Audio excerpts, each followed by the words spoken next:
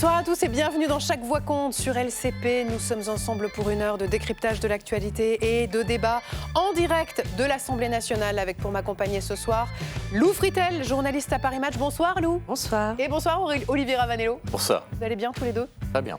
C'est parti pour le sommaire avec à la une ce soir dans Chaque Voix compte les élections municipales dans 4 jours. Focus ce soir sur le RN à l'assaut de l'hôtel de ville. Le Rassemblement national revendique 763 listes déposées pour le scrutin de dimanche. Le parti fait désormais de l'implantation locale une étape clé de sa marche vers l'Élysée. Et nous décryptons cette stratégie ce soir avec vous, Jules Péquenard. Bonsoir. Bonsoir. Vous êtes journaliste, vous suivez le Rassemblement national pour la Tribune dimanche. Merci d'être là aux côtés d'Amélie Le Breton. Bonsoir. Bonsoir. Experte en communication, vous êtes la présidente de Coriolink. Merci. Et à vos côtés ce soir, Jean-Yves Dormagin. Bonsoir. Bonsoir. Vous êtes politologue et président fondateur de l'Institut de sondage Cluster 17. Vous nous direz ce que disent les toutes dernières enquêtes. Merci à tous les trois d'être là. Qu'y a-t-il dans les offs de Lou Fritel ce soir? On va aller faire un petit tour dans l'ambiance de campagne du RN. C'est calme et justement, on dirait qu'il y a un loup. Olivier Ravanello, quelle histoire allez-vous nous raconter ce soir? Une histoire qui est en train de se passer en Iran, où, ça ne vous a pas échappé, il y a eu en 1979 une révolution islamique. Et là, on a l'impression que c'est le retour d'une dynastie. C'est quand même un comble. Vous nous raconterez tout ça tout à l'heure. Et justement, dans la deuxième partie de Chaque Voix compte, nous irons au Liban, qui se retrouve au cœur de cette guerre au Moyen-Orient. Israël bombarde sans relâche la banlieue sud de Beyrouth ainsi que le sud du Liban, bastion du Hezbollah. Le nombre de déplacés approche ce soir les 800 000. Et nous en parlerons tout à l'heure avec le sociologue franco-irakien Adel Bakawan, qui est directeur de l'ESMENA, l'Institut européen d'études du Moyen-Orient et de l'Afrique du Nord. Avec Bilal Tarabé également, qui est journaliste à France 24. Et avec Adéa Guyot de l'ONG CARE France. Vous pouvez vous aussi interroger nos invités ou nous faire part de vos réflexions. Vous flashez le petit QR code qui apparaît ici et c'est Olivier Ravanello qui se charge de nous transmettre tous vos messages avec sa tablette magique. Et puis bien sûr, les municipales dans 4 jours et journal de campagne tout à l'heure avec Marco Pommier. Voilà, vous savez tout du menu de ce soir. Installez-vous confortablement, Chaque Voix compte. C'est parti.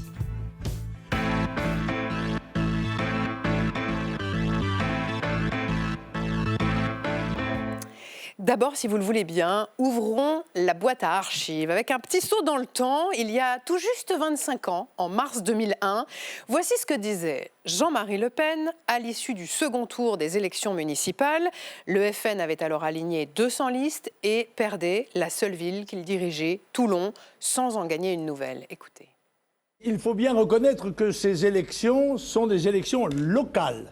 Ceci nous a été suffisamment répété pendant toute la campagne électorale. Nous y avons démontré, en particulier au cantonal, que le Front national était vivant et bien vivant.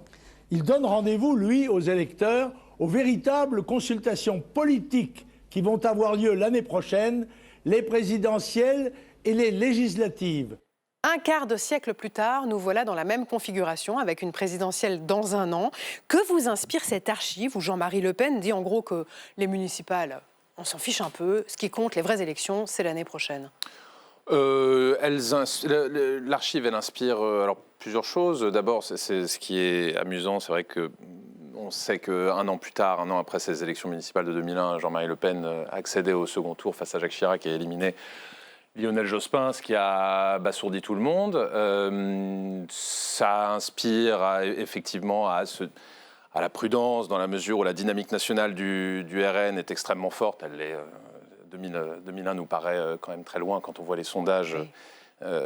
Les intentions de vote dont sont crédités Jordan Bardella et encore Marine Le Pen aujourd'hui, si elle venait à être candidate en 2027. Et que, effectivement, le RN a déposé quand même pas mal de listes, plus de 700, on va détailler tout cela plus tard dans l'émission, et qu'il y a quelques victoires qui pourraient être clés et dénoter une dynamique très forte localement du RN, mais qu'il ne faudra pas non plus en tirer trop d'interprétations par rapport à ce qui va se passer dans un an. Donc je pense que ça incite à la prudence, même si le niveau par rapport auquel se situait le Front National en 2001 n'est plus du tout le même, évidemment. Amélie Le Breton. Moi, ce que je relève toujours dans les soirées électorales, c'est que quand on perd, on a toujours de bons arguments pour amoindrir son échec. C'était le cas avec Jean-Marie Le Pen ici. Et ça me fait penser, il y a un cadre du parti qui a dit il y a pas très longtemps, pour ces élections municipales de 2026, pile on gagne, face on gagne. C'est-à-dire que peu importe le score, ils auront matière à dire que c'est une victoire parce qu'ils ont déposé autant de listes, parce qu'ils savent qu'il y a les têtes de liste, mais pas que. Il y a aussi les conseillers municipaux avec d'autres objectifs. Donc finalement, on trouve toujours de quoi se satisfaire. Et puis ça nous montre aussi qu'on n'est plus dans la même ère. Quelques années, il y a 25 ans, il y avait ce nombre ce résultat-là. On peut quand même s'attendre à ce que la confirmation de la prise politique du Rassemblement national se confirme avec ces élections. Qu'en dit le sondeur que vous êtes, Jean-Yves Dormagin ? Oui, effectivement, les soirs d'élection, tout le monde a gagné. Ça risque d'être même un peu plus le cas que d'habitude, parce que je pense que ces élections vont être plus difficiles à lire que d'habitude. C'est les municipales qui sont moins nationalisées. Il n'y a pas vraiment un parti qui gouverne aujourd'hui, enfin, c'est pas très clair, donc qui on sanctionne. Et puis, je pense que tous les partis vont gagner des villes, sans doute, ou presque tous. Beaucoup vont en perdre aussi, donc ce sera des élections qui seront dures à lire. Mais ce qui est amusant aussi, d'une certaine manière, c'est que Jean-Marie Le Pen est au second tour de l'élection présidentielle un an plus tard. Donc, mais avec un score qui est 2 fois plus faible que les intentions de vote qui sont attribuées aujourd'hui à Jordan Bardella ou à Marine Le Pen. Donc tout ça montre effectivement un changement d'époque. Je pense que le Rassemblement national conservera des villes, on en parlera peut-être tout à l'heure, on gagnera peut-être aussi quelques-unes, voire des villes très importantes. Donc ce sera sans doute une soirée assez différente de celle de 2001. En tout cas, 25 ans plus tard, le RN va donc présenter un nombre record de listes à ses municipales, dont le premier tour a lieu dimanche. 763 listes, dont 601 investies sous ses propres couleurs, mais 162 où il sera en fait en soutien. Jordan Bardella rêve de s'offrir des victoires tonitruantes dans des villes comme Toulon, Nice ou Marseille. 2 minutes pour comprendre avec Clément Perrault.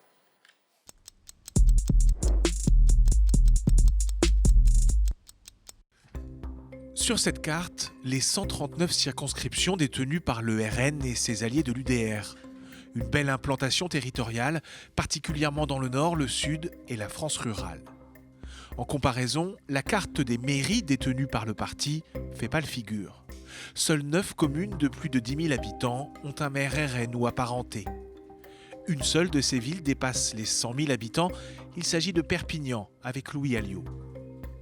La marge de progression paraît énorme, mais le RN n'affiche pas d'ambition démesurée à la veille de ces municipales. Les cadres du parti, devant les caméras comme en coulisses, refusent de donner des objectifs chiffrés. Le challenge sera d'abord de conserver les villes déjà acquises, puis d'essayer de glaner une dizaine de villes de taille moyenne. Dans le nord, le RN cible Lens, Douai et Cambrai. Dans l'est, Saint-Dizier et Forbach. Dans le sud, Carcassonne, Fos-sur-Mer, Draguignan, Cagnes-sur-Mer et Menton. Pour ce qui est des grandes villes, les objectifs prioritaires sont Toulon, avec la candidature de la députée Laure Lavalette, et Nice, avec l'allié Éric Ciotti.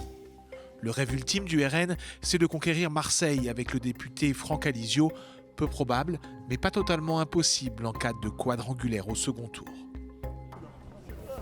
Dimanche soir, l'état-major du parti regardera donc surtout vers le sud. Depuis 2 semaines, dans toutes ces villes identifiées comme gagnables, Marine Le Pen et Jordan Bardella multiplient les déplacements pour soutenir les candidats et mobiliser l'électorat. Je sillonne la France, du nord au sud, pour soutenir les femmes et les hommes qui portent l'espérance du changement dans nos communes. De Perpignan à Nîmes, de Lille à Marseille, à chaque fois je vois bien plus qu'un meeting, je vois un peuple qui se réveille. Le parti et ses alliés ont déposé 763 listes pour ces élections contre 430 en 2020. Au-delà des mairies, l'objectif est aussi de gagner des conseillers municipaux et donc des grands électeurs. Cela pourrait permettre au RN de progresser au Sénat où il ne compte aujourd'hui que 3 élus. Oui, élections sénatoriales qui ont lieu en septembre prochain. Jules Péquenard, l'enjeu pour le RN semble de transformer une dynamique nationale qui fait que le RN a aujourd'hui 122 députés à l'Assemblée nationale en maillage territorial.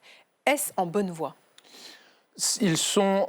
Alors, il y a plusieurs choses. Ils sont en bonne voie parce qu'ils ont une dynamique effectivement qui est une dynamique nationale extrêmement forte qui leur a permis, à la surprise générale, d'avoir 89 députés, de faire élire 89 députés en 2022, c'était assez essentiel parce que Marine Le Pen était la première surprise que autant de députés éthiques TRN puissent être élus après sa deuxième défaite au second tour d'une élection présidentielle. Et puis, ils ont donc transformé l'essai, même si ils s'attendaient à une majorité absolue, enfin à atteindre quasiment la majorité absolue au premier tour des législatives de 2024. Et finalement, ils ne l'ont pas obtenu. Mais bon, il y a quand même une vraie poussée.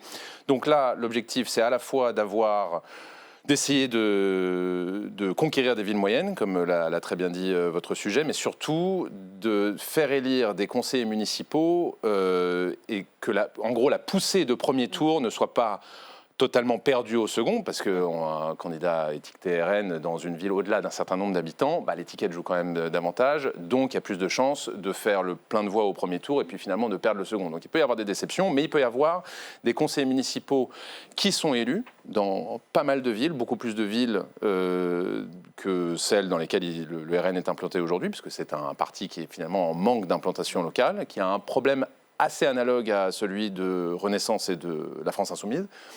Et que donc ces conseils municipaux fassent élire des sénateurs au renouvellement prévu en septembre prochain. Donc il y a quand même un espoir de poussée locale. Jean-Yves Dormagin, une campagne, c'est une question de dynamique. Est-ce que la dynamique, elle est du côté du RN à 4 jours du premier tour ? Aux élections municipales, pour le RN, c'est un peu plus compliqué. C'est-à-dire qu'il faut distinguer les villes qu'il a une chance de gagner et dans lesquelles il est fort et plutôt dans une dynamique positive, et les villes où il n'a aucune chance de l'emporter. Et là, dans les sondages qu'on voit, c'est qu'il a plutôt tendance à baisser. Si on regarde sur une assez longue durée, si on regarde sur 6 mois, par exemple, les listes RN baissent un peu. Pourquoi ? Parce qu'elles subissent des logiques de vote utile et que les électeurs, au fur et à mesure où on se rapproche de l'élection, se prononcent moins sur les étiquettes politiques et un peu plus sur les candidats réels, et en particulier sur ceux qui ont une chance de gagner. Donc le RN, dans les villes où il ne peut pas l'emporter, a tendance un peu à baisser, mais il est à un niveau qui est relativement élevé. Il y a un élément quand même qui est très important à préciser, c'est que le RN est surtout fort dans les mondes ruraux. C'est-à-dire, il est fort il a fait plus de 50% dans plus de 5000 communes aux dernières législatives. Enfin, c'est énorme, c'est le seul parti qui a fait ça. Quasiment aucun autre parti n'a obtenu 50% dans une ville. Le RN a obtenu 50% dans plus de 5000 communes, mais ce sont presque toujours des toutes petites communes. C'est dans les territoires ruraux, donc dans des territoires où il n'y a souvent qu'une seule liste, où l'élection n'est pas politisée. Et où le RN n'a pas réussi à constituer une liste, en fait ? Mais il n'a sans doute même pas cherché. De toute façon, il n'y a souvent qu'une seule liste dans les petites communes. L'élection n'est pas politisée. C'est-à-dire la politisation, elle commence à partir d'un certain seuil. La politisation, c'est dans les villes moyennes et dans les grandes villes. Dans les petites villes, ce sont souvent des listes apolitiques. Il y en a parfois 2, 3, mais il n'y en a souvent qu'une seule. Et dans ces villes-là, c'est là où le RN est le plus fort. Mais ce sera évidemment invisibilisé sur le plan politique. C'est des élections qui sont, d'une certaine manière, dépolitisées. Et dans les grandes villes, celle qu'on observe, celle qu'on va commenter dimanche soir, dans les grandes villes, il est faible. Il est plus faible que sur le reste du territoire. Donc il est d'une certaine manière un peu défavorisé par la structure de l'élection municipale. Et sa force réelle se verra sans doute un peu moins lors de ces municipales qu'on ne l'a vu lors des législatives, ou qu'on la verra probablement. C'est vrai qu'on dit depuis le dépôt des listes, c'est un nombre record de listes que le RN a déposé, 763 listes. Bon, on voit qu'il y a des coins entiers de la France où il n'y aura pas de candidat RN. Il y a, je crois qu'ils seront absents. C'est Le Monde qui a fait un décompte. Absents dans 8 départements de l'Hexagone, 1 ou 2 candidats dans 35 autres départements. Ça veut dire que c'est une implantation locale à laquelle ils ont fini par renoncer parce que, justement, pour les raisons qu'on évoquait, c'est-à-dire il y a eu des réorganisations au niveau départemental du Rassemblement national, mais une implantation locale, elle se construit dans la durée. Oui. Et quand on entend ce que disait Jean-Marie Le Pen il y a 25 ans, les fondations, elles n'étaient pas là à ce moment-là. Il y avait déjà l'étiquette, elle a beaucoup compté pendant longtemps, c'est-à-dire d'être étiqueté RN quand on est dans une commune et que donc on est en proximité avec plein de gens, c'est un peu comme d'assumer le vote RN pendant très longtemps. C'était pas visible. Je sais si ça a été un casse-tête pour les sondeurs. Donc il y a cette phase-là qui aujourd'hui en fait, la stratégie de la cravate qu'a développée Marine Le Pen, ça a été quoi ? Ça a été de se dire, j'ai besoin que les cadres soient formés, soient en capacité d'être crédibles pour ensuite donner un élan. parce que forcément, c'est plus facile de suivre un modèle que d'être le premier à essuyer les plâtres. Donc, je pense que dans leur stratégie, en tout cas en termes de communication, c'est de se dire je vais donner envie à quelqu'un en lui montrant que c'est assez facile parce que je lui donne tous les outils pour et parce que je lui montre que si quelqu'un a été élu tête de liste, il va potentiellement avoir une vie qui ne sera pas si compliquée que ça, même s'il est étiqueté RN. Donc il va y avoir du temps, c'est des mouvements qui sont très longs et puis les autres partis sont implantés depuis des décennies et des décennies. Effectivement, il y a ce phénomène-là, ce retard par rapport à des partis beaucoup plus implantés. Puis il y a aussi autre chose. Alors, il ne faut jamais oublier que le RN, ancien FN, est un parti extrêmement vertical. Alors, ce qui fait que c'est la tête qui compte et donc c'est très difficile pour les dirigeants de ce parti de déléguer, de faire confiance et donc de placer finalement des hommes ou des femmes de qualité à la tête des fédérations départementales du parti. Jordan Bardella, depuis qu'il a pris la présidence du Rassemblement national fin 2022, a tenté de remédier aux problèmes, même si...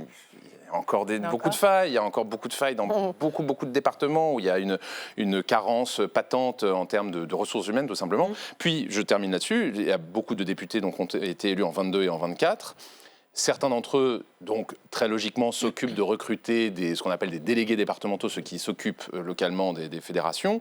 Mais certains d'entre eux ne veulent pas voir une tête qui dépasse, qui potentiellement pourrait être perçue comme de meilleure qualité qu'eux-mêmes par la direction du RN. Donc, ils font en sorte de choisir quelqu'un qui ne va pas leur faire de l'ombre, etc. Bon, tout ça, ça déteint sur la qualité du personnel et donc des candidats sélectionnables pour une municipale. Et il y a une toute petite chose, mais qui a son importance qu'on peut ajouter, c'est le rôle des femmes. Ou la place des femmes. La parité, l'obligation de parité qui s'impose là pour ces élections municipales, elle a aussi posé des problèmes au RN. Oui, parce qu'en 2020, il y avait 78% des listes RN qui étaient menées par des hommes. Aujourd'hui, on est à 78% des listes RN qui sont menées par des hommes. Or, ça va être un vrai sujet. Et on le sait, alors les sondeurs le savent très bien, c'est que les femmes, il y a encore une réticence. Ça change, mais on n'est pas dans la même typologie électorale. Et puis on a souvent parlé à propos du RN, quand il était aux affaires dans les mairies, on parlait de laboratoire. Voilà, lorsqu'on parle de mairie RN, c'est vrai qu'on parle de Fréjus ou de Perpignan, plus rarement de Hayange, commune de Moselle dirigée depuis 2014 par un maire RN, Fabien Engelmann, qui part favori du scrutin de dimanche. Reportage sur le terrain de Dario Borgogno et Mathilde Boucher. Niché au milieu de cette vallée de Moselle, Hayange, 15 000 habitants et 12 ans de règne d'un maire RN. Ça va ? Tenez, je vous laisse le programme. Pour les Hayangeois, à l'approche du premier tour des municipales, c'est l'heure de faire le bilan. Pour le moment, oui, moi je ne suis pas déçue. Hayange, ça fait 57 ans que j'y habite. Je peux vous dire que j'ai connu Hayange bien mieux que ça. Dans ma vie, j'ai connu tous les maires. J'ai jamais vu un maire qui a des festivités, qu'est-ce qu'il nous fait, que même pas les communistes, ils ont fait ça à Hayange. Élu en 2014 sous l'étiquette FN, son premier mandat a été remarqué pour ses mesures chocs, voire même plusieurs controverses, comme l'instauration chaque année de la fête du cochon, considérée par certains comme une stigmatisation des musulmans de la commune. Une polémique qui l'a plutôt servi au niveau local. Que vous restez là au moins 50 ans. Oh là là! Oui, 50 ans. tous les ans la fête du cochon. Réélu en 2020, il brigue un troisième mandat, fier de son héritage.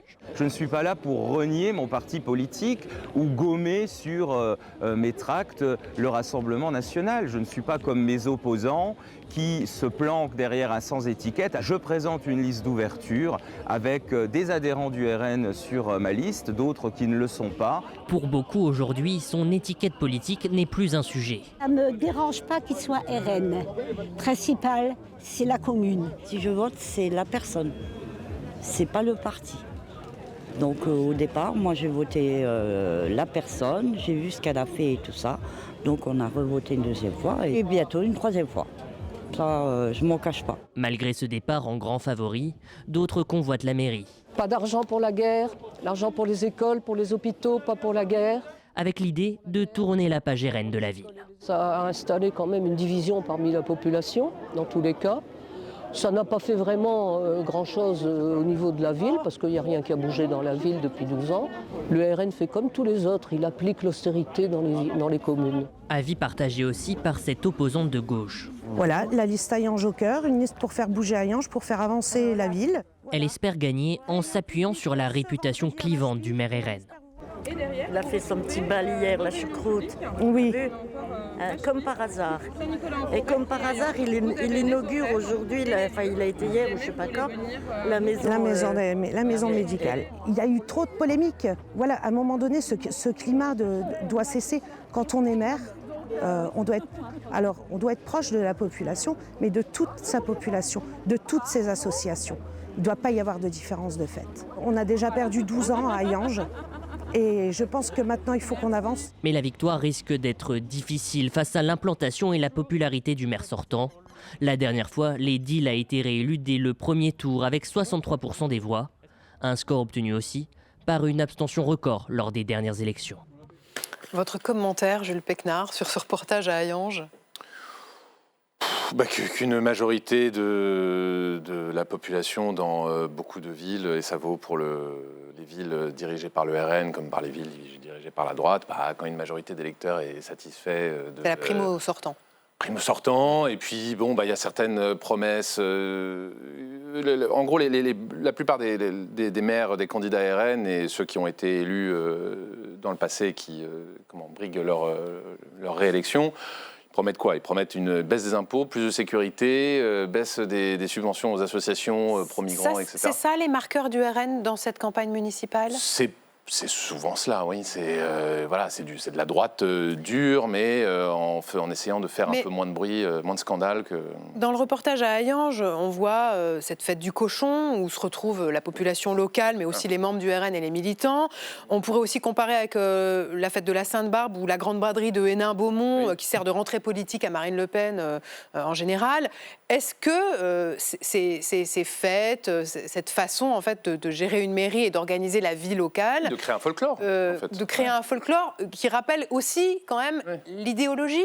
Complètement. Mais en même temps, à un moment, s'il y a un électorat majoritaire qui soit se reconnaît dans ce folklore nationaliste ou cocardier, ou on l'appellera comme on veut, d'extrême droite, comme vous voulez, s'il y a une majorité soit de personnes qui s'y reconnaissent, soit que ça ne dérange pas, parce qu'il y a aussi beaucoup ça, pas de problème, on remet un bulletin, et puis à partir du moment où les impôts locaux ils augmentent pas trop, que l'endettement de la ville, on a vu en moyenne, c'est pas très satisfaisant, mais c'est globalement OK sur l'ensemble des villes gouvernées par le RN aujourd'hui.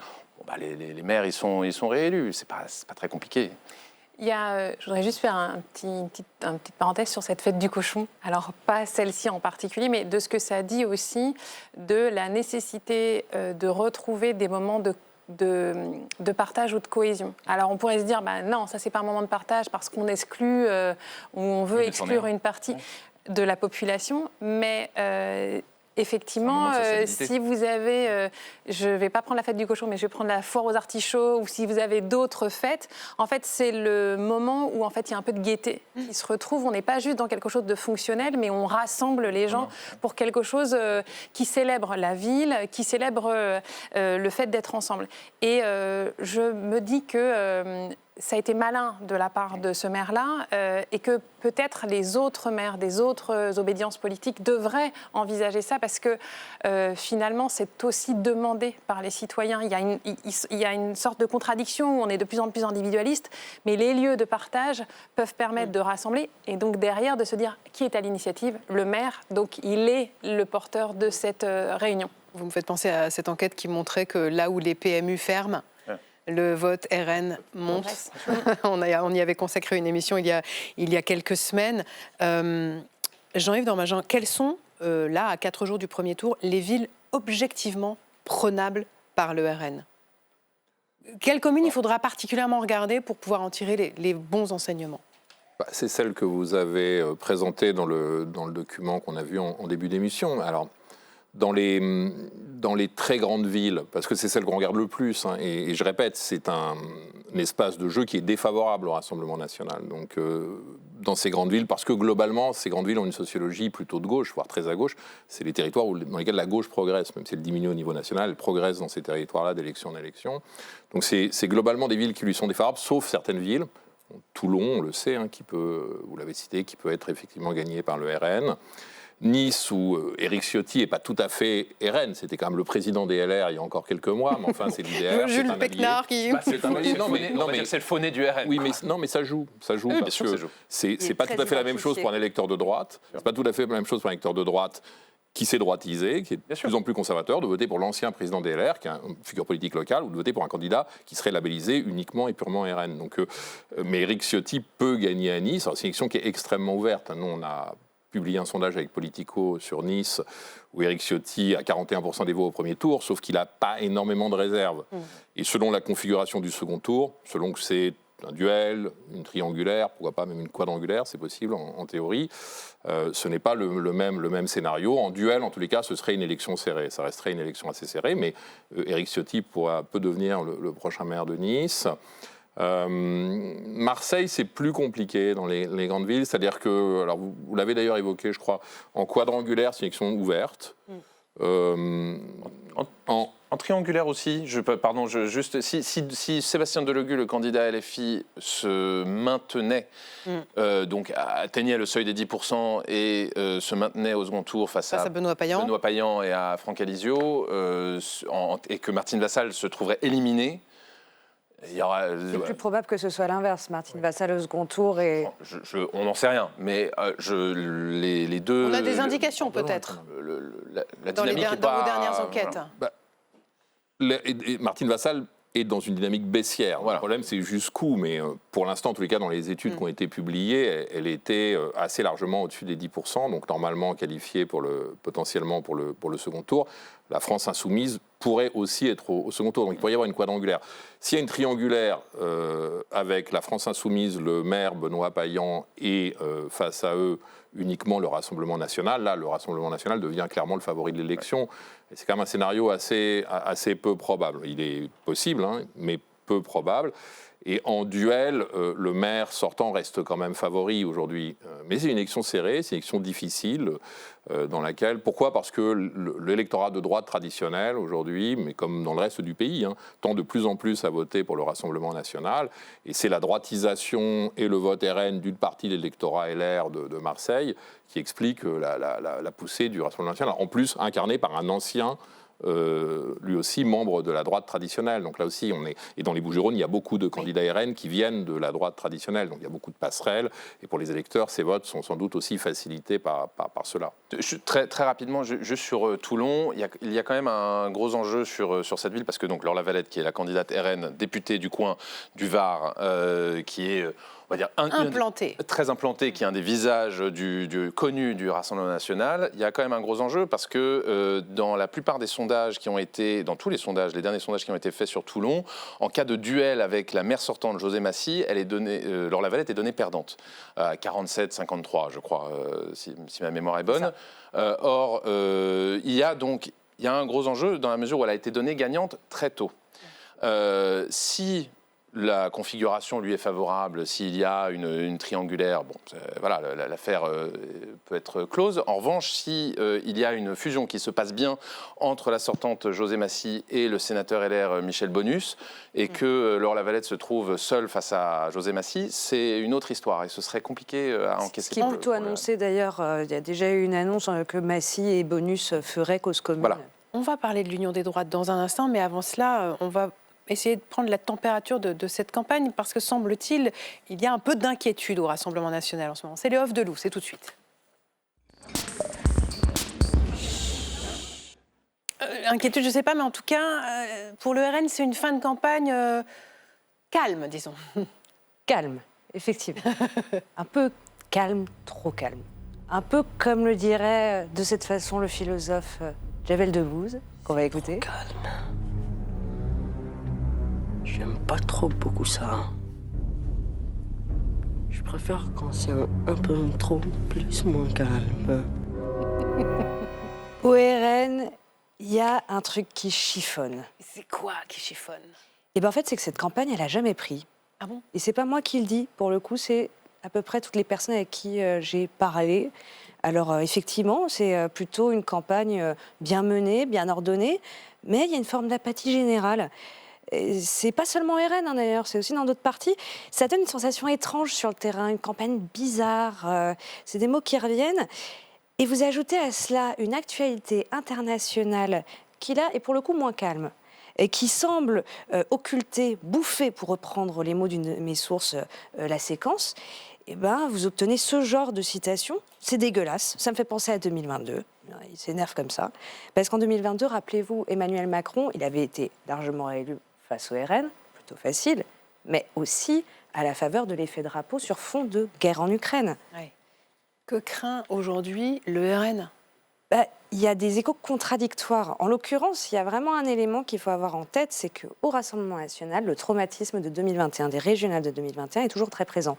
Donc, la peur, c'est qu'une actualité trop importante puisse faire que ces électeurs n'aillent pas voter. Parce qu'au régional, il avait été donné la région PACA au RN, ça n'a pas du tout été le cas. Il y a d'autres échos qui sont complètement inverses. En l'occurrence, certains observent au contraire plutôt une envie de RN, en tout cas chez leurs électeurs, mais les désordres mondiaux, ils pourraient bien provoquer une surmobilisation, et on en parlera sans doute tout à l'heure, une surmobilisation des centristes à la défaveur du Rassemblement national. L'un des partisans de cette thèse, lui, l'observe, et il me disait ce matin, dans les sondages, nous reculons un peu partout, ou presque. Le presque, c'est Marseille ou Nice, par exemple. Et d'ailleurs, on disait, il y a 6 mois, des villes déjà gagnées. On vient de parler de Toulon, mais aussi Nîmes, Avignon, Carcassonne. Aujourd'hui, c'est pas aussi évident, c'est même assez chaud. Mais au premier tour, dans des villes comme Nice, on vient d'en parler, le RN et ses alliés sont annoncés parfois avec 10 points d'avance. Donc, faut pas non plus exagérer, c'est pas très chaud partout. Mais vous connaissez mon naturel sceptique. Et en l'occurrence, le RN, c'est un parti qui n'est pas tout à fait comme les autres non plus, même s'il le voudrait bien. Il y a un truc qui s'appelle le cordon sanitaire. Ce qu'on observe durant chaque élection, sinon aux européennes, où il n'y a pas de tour, où il n'y en a qu'un, c'est que si le vent a tendance à souffler dans le dos au premier tour, il a tendance à tourner au second. Oui. Jean-Yves Dormagin, est-ce que, comme le dit Lou, et comme le disent certaines de ses sources, les désordres mondiaux peuvent surmobiliser l'électorat centriste ? Bon, je ne voudrais pas contredire trop frontalement Lou. Je suis un peu sceptique sur la thèse de la surmobilisation de l'électorat centriste. En revanche, ce qui est vraiment effectivement un enjeu, c'est les reports de voix de second tour qu'on ne peut pas vraiment mesurer avant le second tour. C'est-à-dire que ce qu'il faut savoir, c'est que j'invite les gens à regarder les intentions de vote de premier tour. Celles-là, elles ont vocation à être prédictives. En revanche, vous savez, ce qui se passe au second tour, on l'a vu avec les dernières législatives, c'est une toute autre élection qui commence. Les électeurs se prononcent en fonction des résultats du premier. Il y a des mobilisations qui se mettent en place. Il y a un nouveau contexte qui émerge. Et donc, ça, c'est effectivement une incertitude pour le Rassemblement national, parce que c'est son problème historique, sa difficulté à réunir 50 plus un électeur et gagner des élections au scrutin majoritaire. Alors là, quand même, cette élection, elle a un élément très particulier, c'est que le seuil de qualification est très bas, il faut toujours le rappeler. C'est 10% des exprimés. C'est la seule élection où le seuil de qualification est aussi bas. C'est relativement facile d'atteindre 10% des exprimés pour beaucoup de listes. Il y a de nombreuses villes où on peut avoir 4, quinquangulaires. Oui, même des pentagulaires, je ne sais pas comment il faut les appeler, quinquangulaires, pentagulaires. On pourrait même avoir des villes où il y en a 6. Il y a même des villes où potentiellement il y en a 7. Et donc ça crée... Et ça crée, si jamais les partis politiques n'arrivent pas à s'allier. Et on est quand même très loin de l'époque ancienne de la discipline républicaine, où jusqu'en gros au macronisme, jusqu'à la fin des années 2010, le premier tour on se comptait, au second tour les deux camps, la gauche et la droite, s'unissaient derrière la liste qui était arrivée en tête. Il y avait la discipline républicaine, ça n'existe plus du tout. Ouais. On voit bien qu'aujourd'hui les enjeux d'alliance sont devenus extrêmement compliqués, donnent lieu à des polémiques très fortes. C'est-à-dire que là on a entendu parler du Nini, Gabriel Attal notamment, qui dit ni LFI, ni RN. Le second tour, l'entre-deux tours, Jules Pécnard, ça va être un moment de clarification de tout ça ? Alors oui, faut rester très prudent parce que il faudra voir le contexte et puis chaque ville aura sa configuration propre. Mais ce qui est sûr, c'est qu'il va y avoir une pression très forte sur certains candidats LR qui devront ou non se retirer pour permettre ou non la victoire d'un candidat RN. En même temps, le désistement, ça veut dire quoi? Ça veut dire pas avoir d'élu, ça veut dire être totalement effacé d'un conseil municipal. Donc, est-ce que certains seront tentés de ne pas respecter la consigne nationale, en sachant en plus que la consigne nationale, cette fois-ci, est beaucoup moins claire, vu comme c'est LFI qui est désormais très vilipendé par la droite, je parle de celle dirigée par Bruno Retailleau. Et ceux qui appellent à un cordon sanitaire autour de LFI donc, aussi. ça va y avoir beaucoup de pression sur la droite localement, ça c'est sûr. Amélie Le Breton. Et on a un scrutin qui est assez bizarre parce qu'on a eu des années où la politisation par rapport au national était beaucoup plus forte. 83-2014 avec la gauche qui a une défaite parce que c'est lié justement à une volonté de retournement de l'électorat vis-à-vis du président de la République. Et puis à droite, 1997 et 2008, là, on n'a pas cette volonté de donner une leçon à celui qui est en place, puisque Renaissance n'a pas une assise dans les collectivités aussi forte pour. Donc, c'est une étrange élection. Et pour autant, un dernier mot, Jean-Yves Domagin, est-ce qu'on pourra tirer des enseignements nationaux? Est-ce qu'au soir du second tour, on se dira qu'on a le ton qui est donné pour la présidentielle dans un an? Non. Non, mais ça va mieux en le disant. Objectivement, non. Mais tout le monde va le faire et tout le monde essayera de présenter cette élection, je le disais tout à l'heure, comme un succès. Et certains partis vont avoir tout le monde, des succès. les états-majors des partis. Oui, certains partis politiques vont avoir des succès apparents très forts. Ce n'est pas forcément les partis qui auront le candidat le mieux préparé ou le plus apprécié ou le plus performant pour la prochaine présidentielle et réciproquement. Donc je pense que ces municipales seront assez peu prédictives de la séquence qui va suivre. Eh bien, retrouvons-nous après le second tour pour en parler. 15 et 22 mars, les élections municipales. Merci infiniment à tous les trois d'être venus ce soir en parler. Ce soir, dans Chaque Voix compte. Dans un instant, on va parler de la guerre au Moyen-Orient avec cette nouvelle réunion des dirigeants du G7 présidée par Emmanuel Macron qui s'est tenue cet après-midi. Nous sommes aux côtés du Liban, dit le président français, alors que Beyrouth a une nouvelle fois été bombardée par l'armée israélienne. On va en parler avec nos 3 prochains invités. Mais avant cela, c'est quelle histoire? Olivier Ravanello.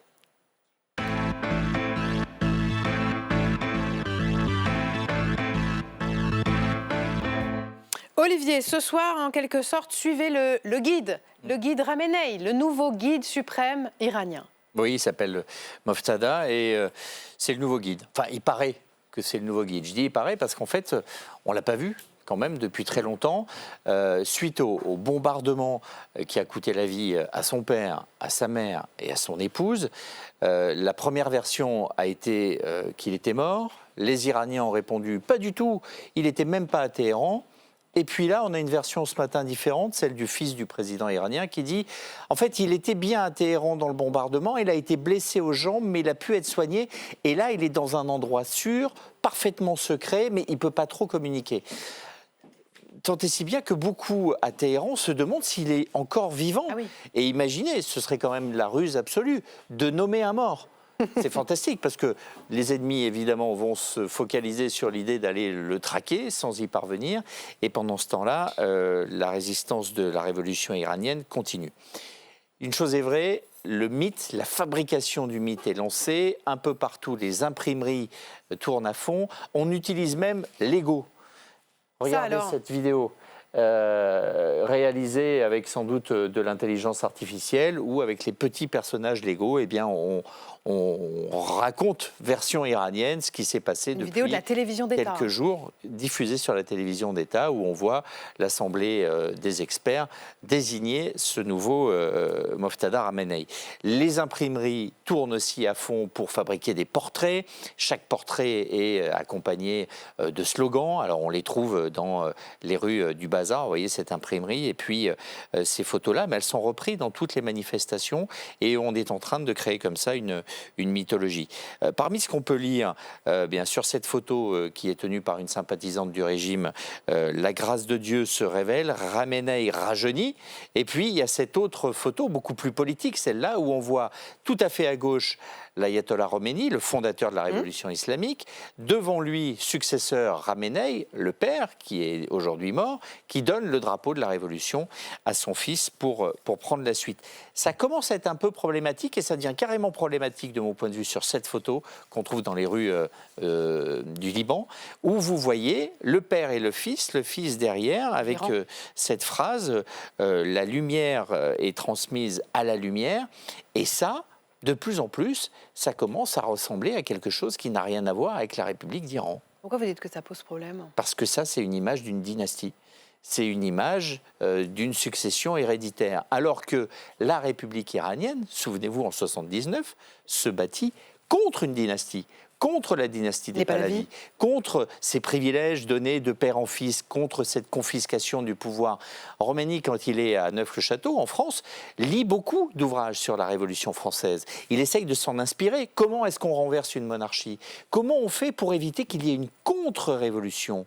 Que ceux qui ont été écartés reviennent au pouvoir. C'est sans doute ce qui l'inspire pour créer les gardiens de la Révolution, un corps militaire qui va empêcher qu'on revienne en arrière, des institutions aussi où on essaye d'être plus collégial pour désigner le guide suprême. Guide suprême qui, au passage, doit avoir certaines caractéristiques, comme être ayatollah. Bon, il se trouve que Ramenei, celui qui vient d'être tué, n'était pas ayatollah. Ça veut dire quoi, être ayatollah, pardonnez-moi? Être ayatollah, c'est à la fois une autorité religieuse, spirituelle et universitaire. En fait, c'est quelqu'un qui a réfléchi à la doctrine de la foi et qui a une vision extrêmement étayée, approfondie. Vraiment une dimension universitaire dans le domaine religieux.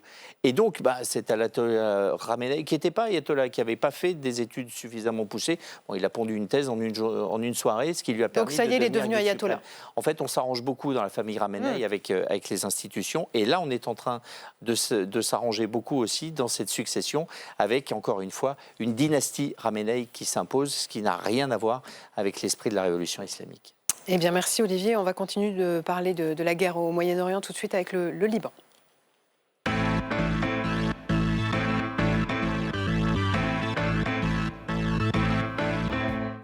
Et j'accueille sur le plateau de Chaque Voix Compte Adel Bakawan. Bonsoir. Bonsoir. Vous êtes sociologue franco-irakien. Vous dirigez l'ESMENA, Institut européen d'études du Moyen-Orient et de l'Afrique du Nord.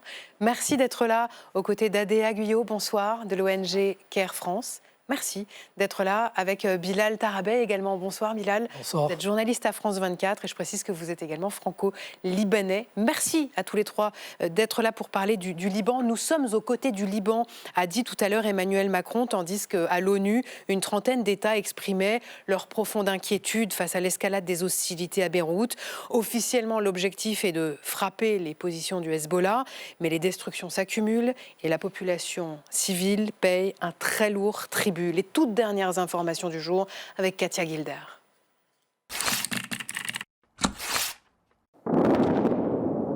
Les frappes s'intensifient sur Beyrouth. À l'aube, ce bombardement qui a touché un immeuble en plein centre-ville. La capitale libanaise est prise en étau dans les combats entre Israël et le Hezbollah. Le Liban, entraîné dans la guerre le 2 mars dernier, lorsque la milice pro-iranienne a lancé des missiles sur l'État hébreu. Depuis, l'armée israélienne mène une vaste campagne de frappes aériennes. Dans le sud du Liban, les chars israéliens pilonnent les bastions du Hezbollah. Les opérations visent aussi le nord et l'est du pays. Une frappe sur une maison a fait 7 morts dans ce village proche de la frontière avec la Syrie. Le président libanais Joseph Aoun a demandé l'aide de la France pour obtenir un cessez-le-feu. Dès le 5 mars, Emmanuel Macron a plaidé auprès de Benyamin Netanyahou pour arrêter la guerre au Liban, en vain. Je veux ici rappeler toute l'importance que nous attachons à la sécurité de nos forces sur le terrain. Et redire donc combien nous sommes aux côtés de nos partenaires, le Liban, premier chef, qui veut lutter pour sa sécurité et sa souveraineté, a eu des messages extrêmement clairs à l'égard du Hezbollah. La population paye un lourd tribut. Les évacuations succèdent aux bombardements. Déjà plus de 780 000 personnes déplacées, hébergées dans ces centres d'accueil provisoires. Nous avons fui notre quartier au sud de Beyrouth. Je poussais mon bébé dans la poussette. Nous sommes partis à pied à 2 h du matin et avons passé la nuit dehors. Devant l'urgence, la France a annoncé une augmentation de son aide humanitaire. Ce que nous avons décidé, c'est de tripler le volume de l'aide qui arrivera cette semaine. Cette aide, elle atteindra 60 tonnes, donc 20 x 3, 60 tonnes d'aide humanitaire à destination des Libanais, avec des kits sanitaires, des kits d'hygiène, des matelas, des lampes, mais aussi un poste sanitaire mobile. Paris apportera aussi un soutien militaire. Plusieurs dizaines de véhicules blindés seront mis à disposition de l'armée libanaise. Une armée qui tentait jusque-là de surveiller le fragile cessez-le-feu signé le 24 novembre 2024 entre le Liban et Israël, avec l'appui des casques bleus de l'ONU, présents au Liban depuis 1978. Alors la question qui fâche ce soir, la communauté internationale est-elle impuissante à protéger le Liban ? Bilal Tarabay, d'abord, que sait-on précisément ce soir des frappes sur Beyrouth ces dernières heures ? Écoutez, comme ça a été dit dans le reportage, on a donc cette frappe sur un immeuble de Aïcha Bakar. Donc, alors, c'est dans la partie musulmane sunnite de Beyrouth. C'est pour différencier, donc ce n'est pas dans la banlieue sud chiite, là où se trouve le Hezbollah. Selon les Israéliens, ce serait un appartement dans lequel un responsable du Hamas aurait été localisé. Selon le voisinage et donc le Mourtal, ce qu'on appelle un Mourtal, c'est le maire du quartier. Selon le maire du quartier là-bas, évidemment, lui, il va dire qu'il n'a jamais entendu parler d'un quelconque membre du Hamas. Et ça, c'est... alors, parmi toutes les frappes qu'il y a eu, donc ça a été dit, dans le sud et dans l'est, c'est celle qui a marqué parce qu'on est, pour le coup, dans un endroit géographiquement et symboliquement qui n'a strictement rien à voir avec le Hezbollah. Adéa Guyot, près de 800 000 déplacés. Dans quelles conditions sont parties ces personnes et comment vivent-elles aujourd'hui ? Ces personnes sont parties en quelques minutes de leur maison il y a maintenant quelques jours. Elles ont toutes reçu ce fameux SMS des autorités, désormais traditionnel SMS des autorités israéliennes qui invitent les gens à partir, en essence, partez ou mourrez. C'est ça le choix qui leur est donné. Et donc, ces personnes partent sans rien. Donc, ce que nous voyons, nous, dans la rue avec CARE, mais avec l'ensemble des organisations non gouvernementales qui sont aujourd'hui au travail au Liban, eh bien, ce sont des gens pieds nus, en pyjama, qui sont partis réellement sans rien, donc sans vêtements, sans nourriture, sans eau, sans rien du tout. Et donc, tout le travail aujourd'hui, c'est d'abord d'essayer de les loger. Ça, c'est ce que le gouvernement libanais essaye de coordonner en mettant en place des abris d'urgence, mais ces abris sont pris d'assaut, ils ne sont pas assez nombreux. Et aujourd'hui, nous sommes au chevet d'une population dans la rue, dans les voitures, dans des abris de fortune, à qui nous devons tout donner, de la nourriture, de l'eau, des matelas, des couvertures, des couches pour bébés, des serviettes hygiéniques, des brosses à dents, du savon, du shampoing, tout. Et la grande Vous arrivez à travailler, les humanitaires ? Oui, bien sûr. Vous savez, CARE, on est présent au Liban depuis 20 ans et on est présent, je pense, dans 120 pays dans le monde, donc dans tous les coins les plus chauds du monde, y compris à Gaza, qui vit aussi quelque chose d'effroyable. Mais comment on apporte une aide aussi rapide à autant de personnes à la fois ? La question va réellement se poser dans les jours qui viennent. Les premiers jours, on s'organise, on fait avec ce qu'on a déjà en stock. Vous savez, le bruit des bottes, on l'entend depuis un certain temps, nous les humanitaires, et de toute façon, on est dans l'ensemble de la région. Donc autant dire qu'on s'est préparé. On a des stocks pré-positionnés, comme on dit. Donc on fait avec ces stocks aujourd'hui. Mais réellement, on a besoin aujourd'hui d'un sursaut international, d'un sursaut de générosité. Alors la générosité, ça passe par la générosité de vous, moi, le grand public, et ça, c'est les appels à dons que nous, ONG, posons. CARE fait un appel à dons, mais l'ensemble des ONG mais comment font nous, aujourd'hui des appels comment à tout dons. Chacun peut vous aider aujourd'hui ? Bien sûr, chacun peut vraiment aller sur notre site internet, sur le site des ONG, faire un don. Vous savez, chaque euro compte dans ce type de crise. 1 euro plus 1 euro plus 1 euro, on arrive à quelque chose de conséquent. Mais à côté de la générosité citoyenne et de peuple à peuple, en réalité, il faut aussi que les États se mobilisent en libérant immédiatement, la France comme les autres, des vraies lignes budgétaires vers les ONG qui sont sur le terrain. Là, les 60 tonnes annoncées ce matin par la France, 60 tonnes d'aide humanitaire. C'est un début. Oui. C'est un début et c'est bienvenu. Encore une fois, véritablement, tout est bon à prendre dans une situation comme celle-ci, mais c'est un début. Il faudra soutenir l'effort. Pour rappel, l'année dernière, la crise qui avait eu lieu, la guerre qui a eu lieu déjà l'année dernière au Liban, avait engendré plus de 10 milliards d'euros de dommages pour penser une reconstruction. Cet argent n'est jamais arrivé au Liban. Qu'est-ce que ça veut dire concrètement? Que toutes les infrastructures, notamment civiles, qui avaient déjà été détruites l'an dernier, n'ont jamais été réparées. Donc les bombardements que l'on voit dans vos images, ces bombardements traumatisants pour tous les Libanais, que ce soit ceux qui fuient ou ceux qui accueillent, ces bombardements aujourd'hui détruisent de nouveau des infrastructures civiles. Donc l'effort va être long, il va demander beaucoup d'efforts financiers et il va demander aussi que les États fassent ce à quoi ils doivent, ce que les États doivent faire, c'est-à-dire demander un cessez-le-feu et demander le respect de la vie civile dans cette région. Adel Bakawan, est-ce que vous arrivez à qualifier ce qui se passe aujourd'hui pour le Liban? Écoutez, oui, absolument. On a déjà intégré ce qui se passe aujourd'hui au Liban, même en Iran, dans notre grille de lecture, notamment lorsqu'à la fin de 2025, on se projetait sur les différents scénarios en cours. Parce qu'on venait sortir de la guerre des 12 jours, avant la guerre des 12 jours, le 7 octobre est passé par là. Tout ce qui se passe aujourd'hui en Iran, en Syrie, au Liban, ce sont les conséquences du 7 octobre. Le point de rupture, c'est le 7 octobre. Il faut toujours garder ça en tête. Qu'est-ce qui se passe aujourd'hui au Liban? Il y avait la guerre des 12 jours. Avant, il y avait la guerre entre le Hezbollah et Israël. Israël a lourdement frappé le Hezbollah. Selon les données factuelles qu'on dispose dans notre observatoire Liban, on a à peu près 80% des infrastructures militaires du Hezbollah détruites.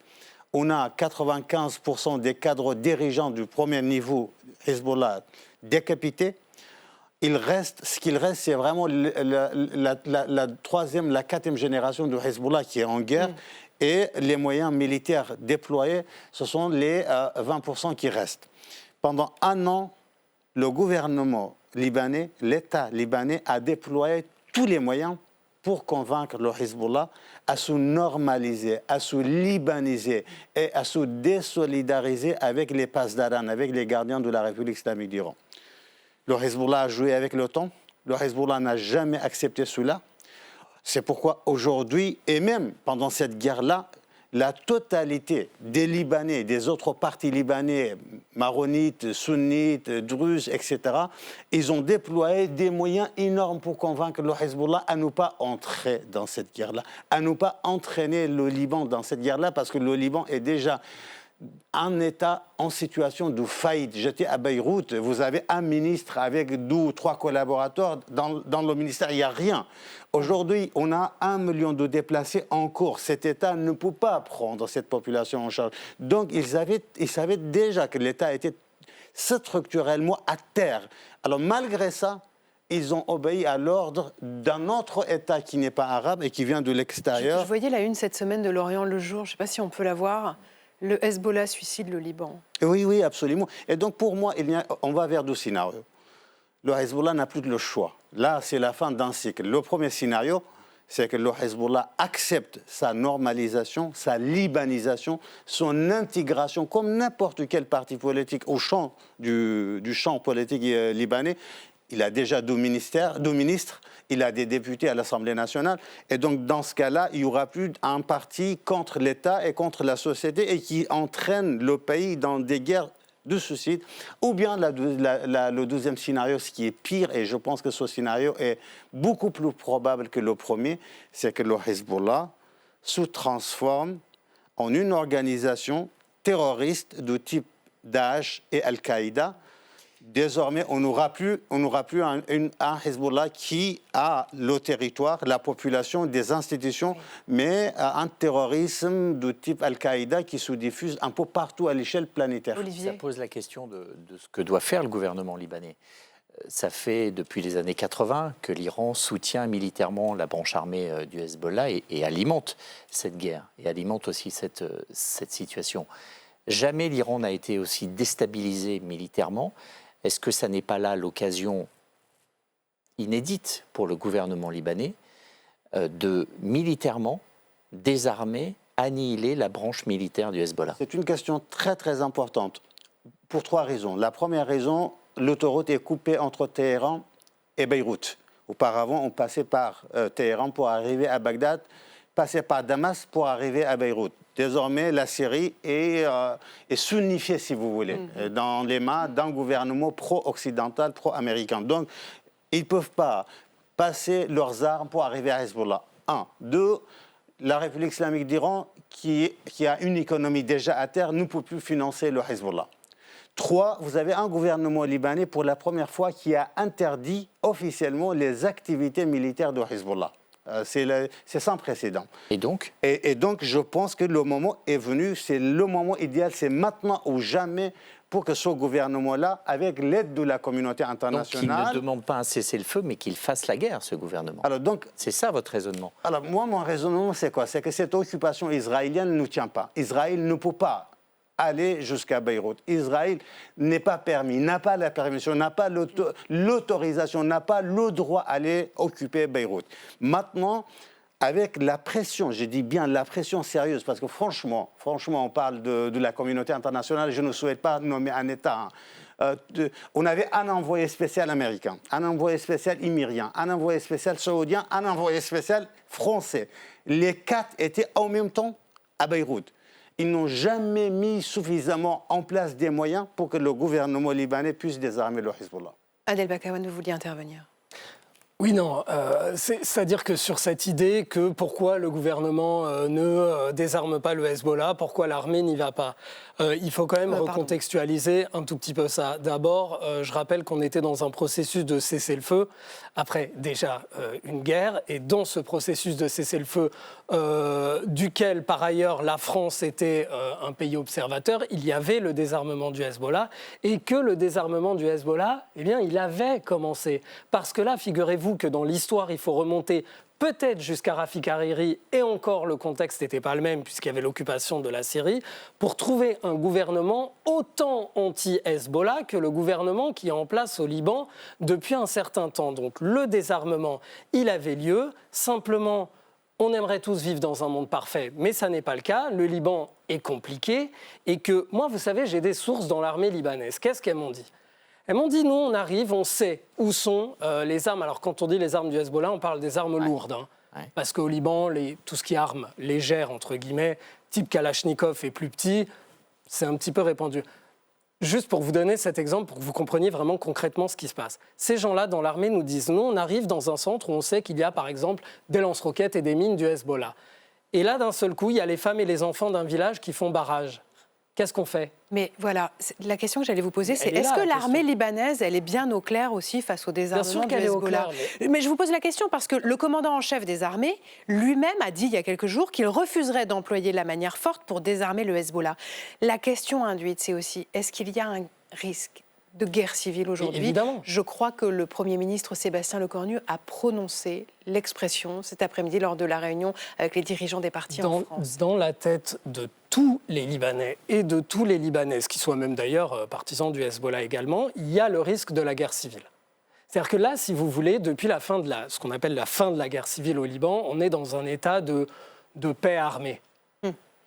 C'est une paix de facto, mais qui n'attend qu'une demi-étincelle pour reprendre.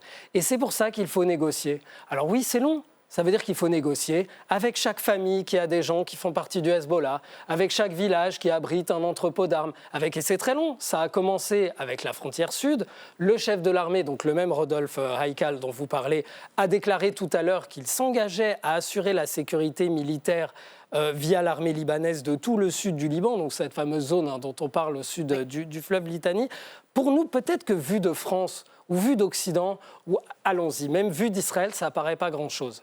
Mais du point de vue libanais, ce sont des choses qui font partie de l'établissement de l'autorité de l'État et ce sont des pas qui sont historiques depuis ces dernières années. Et là, moi, je voudrais juste finir là-dessus parce que c'est une question ouverte à laquelle, figurez-vous que moi-même, je n'ai pas la réponse.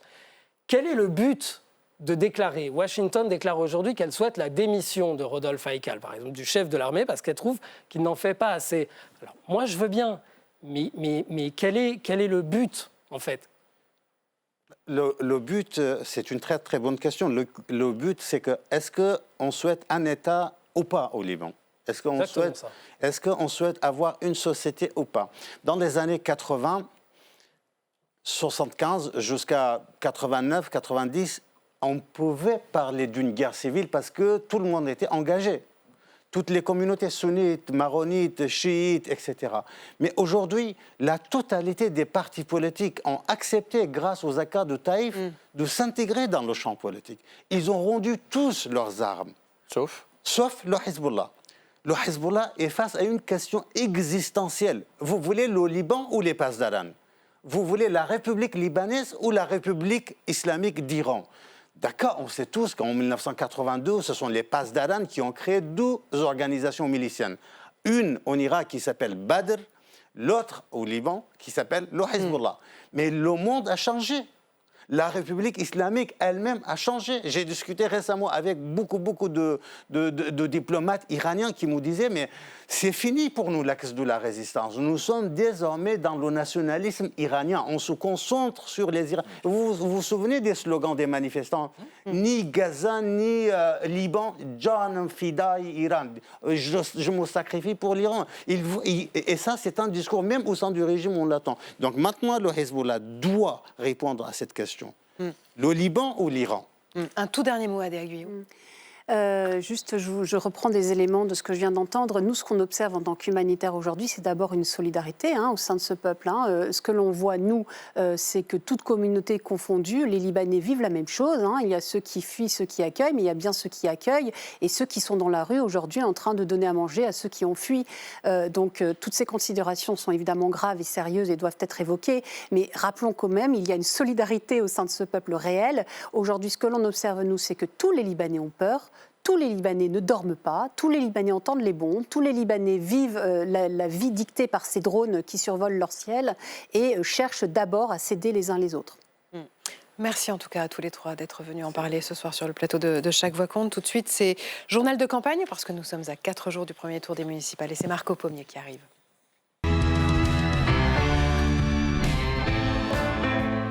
Bonsoir Marco, qu'est-ce que vous me faites? Vous transformez le plateau en isoloir? Oui, pourquoi ces 2 urnes? Parce que j'avais bien envie de vous expliquer ce soir comment allait se dérouler le scrutin de dimanche à Paris, Lyon et Marseille. PLM. Oui, PLM. Parce que ça va être particulier. Oui, parce que avant, en fait, les Parisiens, les Lyonnais, les Marseillais n'avaient pas le sentiment de vraiment choisir leur maire. Aujourd'hui, ça change. Après l'adoption d'une réforme du code électoral, dimanche, vous voterez plusieurs fois dans le même bureau de vote dans ces 3 villes. À Paris et Marseille, il y aura 2 votes. Un premier pour élire les conseillers de votre arrondissement ou de votre secteur. Ça ne change pas.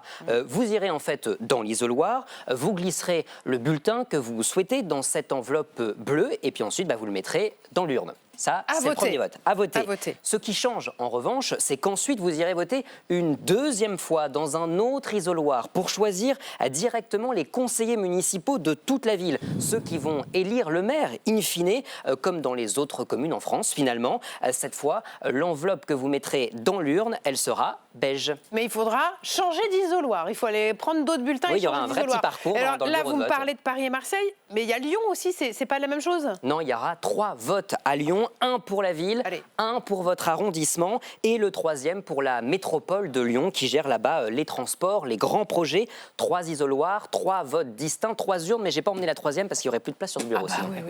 Et je l'enlève, bien sûr. Bon, vous vouliez nous parler aussi de l'élection municipale à Montpellier, parce qu'il y a un candidat qui brigue pour la 2e fois la mairie. Bon...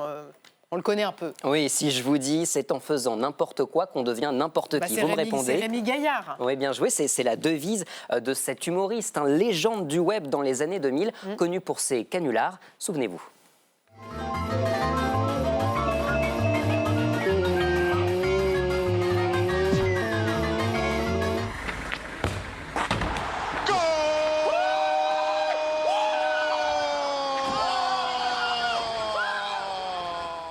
Rémi Gaillard, donc, candidat pour devenir maire à Montpellier, à la tête d'une liste qui s'appelle Yes, Oui, Clown, sauf que le clown Gaillard, il a ri jaune parce que la préfecture a refusé de distribuer ses professions de foi, celles que vous voyez sur votre écran en l'occurrence. La raison invoquée, un risque de confusion avec les couleurs du drapeau tricolore. Sauf qu'il avait attaqué la décision en justice et ça a donné quoi alors? Eh bien c'était hier ça et le tribunal administratif lui a donné raison, pas de confusion avec l'emblème national. Je cite, le tribunal ordonne même que les électeurs cœur de Montpellier reçoivent les documents de campagne du candidat Rémi Gaillard, qui se présente comme un farouche opposant au maire socialiste sortant Mickaël Delafosse, candidat à sa réélection. 11 autres candidats se sont déclarés au municipal de Montpellier. Vous les voyez sur votre télé. Voilà, c'est très important d'aller voter dimanche, tellement important que pour mobiliser l'électorat, le gouvernement n'hésite pas à trouver des partenaires particuliers. Oui, vous connaissez sûrement peut-être Tinder, Happen, ces applications de rencontres où l'on rencontre l'amour ou l'âme sœur, qui sait, mais aussi l'envie d'aller voter. Ces applis de campagne, ces applis, elles lancent des campagnes plutôt de sensibilisation intégrées directement dans les plateformes pour inciter les jeunes à se rendre aux urnes dimanche prochain. Alors vous allez voir une pub de Tinder, elle va s'afficher, vous la voyez, week-end avec ton crush le 15 ou le 22 mars, évite le goumin post-élection, allons voter. Alors le goumin, pour ceux qui ne connaissent pas, c'est le chagrin d'amour, une façon de dire évite les regrets. Apple, lui, va droit au but. Vous allez la voir, cette pub. Tu cherches un plan pro-cul, référence à la procuration, bien sûr. Merci, j'ai eu peur. Ces campagnes, c'est le fruit d'un partenariat donc, entre le gouvernement et ces sites. C'est officiel. Oui, il n'y a pas que Tinder ou Happen. D'ailleurs, il y a aussi Blablacar, Le Bon Coin, Bolt ou encore l'application WeWard. Alors, bien sûr, on a demandé aux jeunes ce qu'ils en pensaient. Certains connaissaient les pubs, d'autres pas. Petit rappel quand même, en 2020, 72% des 18-34 ans ne s'étaient pas déplacés au premier tour des municipales. Alors, il y avait un contexte, c'était le Covid, le début de la pandémie. Le gouvernement qui s'adresse aux jeunes, mais pas que. Regardez cette communication sur les réseaux sociaux. Chaque voix comptera. Tiens, ça me dit quelque chose, chaque voix compte, c'est un peu le nom de notre émission. Non oui, c'est un peu le nom de notre émission. Merci infiniment, Marco. Merci à tous les trois d'avoir été ce soir sur le plateau de Chaque Voix compte. Merci Olivier et merci Lou. On vous lit demain dans Paris Match. Tout à fait. Avec voilà une demain de Paris Match. Adriana Carambeu avec sa mère et sa fille. Et sa nouvelle coupe. Ce sera demain dans Paris. Et un petit reportage. On parle des élections municipales. Je vous rappelle que la soirée électorale sera à suivre sur la 8. Public Sénat et LCP s'associent pour vous faire vivre les résultats de ce premier tour. D'abord, on va commencer par le premier tour. Le second tour, le 22 mars. Merci infiniment de nous avoir suivis. Cette émission est rediffusée tout à l'heure à 23h30. Vous la retrouvez aussi sur lcp.fr et sur les plateformes de podcast. Dans un instant, c'est Débat Doc et Jean-Pierre Gracien. Passez une excellente soirée sur la 8. À demain, 19h30.